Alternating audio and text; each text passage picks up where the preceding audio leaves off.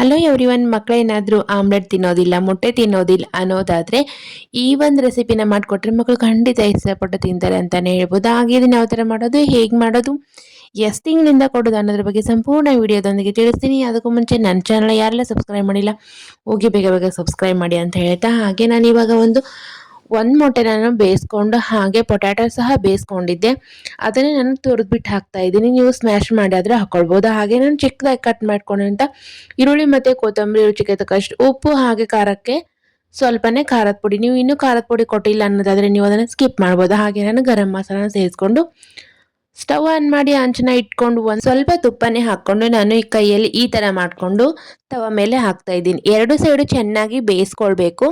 ಹಾಗೆ ಮಕ್ಕಳಿಗೆ ಇದು ಪೊಟ್ಯಾಟೊ ಸಹ ವೇಟ್ ಗೇನ್ಗೆ ಹೆಲ್ಪ್ ಮಾಡುತ್ತೆ, ಹಾಗೆ ಮೊಟ್ಟೆ ಸಹ ವೇಟ್ ಗೇನ್ಗೆ ಹೆಲ್ಪ್ ಮಾಡುತ್ತೆ ಅಂತಲೇ ಹೇಳ್ಬೋದು. ಹಾಗೆ ನೀವು ಬೆಳಗ್ಗೆ ಏನಾದರೂ ಕೊಡ್ಬೋದು ಬ್ರೇಕ್ಫಾಸ್ಟ್ಗೆ, ಇಲ್ಲ ಈವ್ನಿಂಗ್ ಸ್ನ್ಯಾಕ್ಸಿಗಾದರೂ ಮಕ್ಕಳಿಗೆ ಈ ಥರ ಕೊಡ್ಬೋದು. ಇದನ್ನೇ ನಾವು 10 ತಿಂಗಳ ಮಗುವಿಂದನೇ ಕೊಡ್ತಾ ಬರಬೇಕು. ಈ ಥರ ಹೆಗ್ ಕಟ್ಲೆಟ್ಸ್ ರೆಡಿ ಆಗುತ್ತೆ. ಹಾಗೆ ಮಕ್ಕಳಿಗೆ ನಾವು 3 ಟೈಮ್ ಊಟ ಏನು ಕೊಡ್ತೀವಲ್ಲ, 3 ಟೈಮ್ ಊಟದಲ್ಲಿ 1 ಟೈಮ್ ಆದರೂ ಮಕ್ಕಳಿಗೆ vitamins, minerals, protein, iron rich ಇರುವಂಥ ಫುಡ್ನ ಮಕ್ಕಳಿಗೆ ಕೊಟ್ಟರೆ ಮಕ್ಕಳು ಹೆಲ್ತಿಯಾಗಿರ್ತಾರೆ, ಹಾಗೆ ಹೆಲ್ತಿಯಾಗಿ ವೇಟ್ ಗೇನ್ ಆಗ್ತಾರೆ ಅಂತಲೇ ಹೇಳ್ಬೋದು. ಹಾಗೆ ಇನ್ನಿತರ ರೆಸಿಪಿಗೆ ನನ್ನ ಚಾನಲ್ ವಿಸಿಟ್ ಮಾಡಿ ಅಂತ ಹೇಳಿದೆ. Thank you for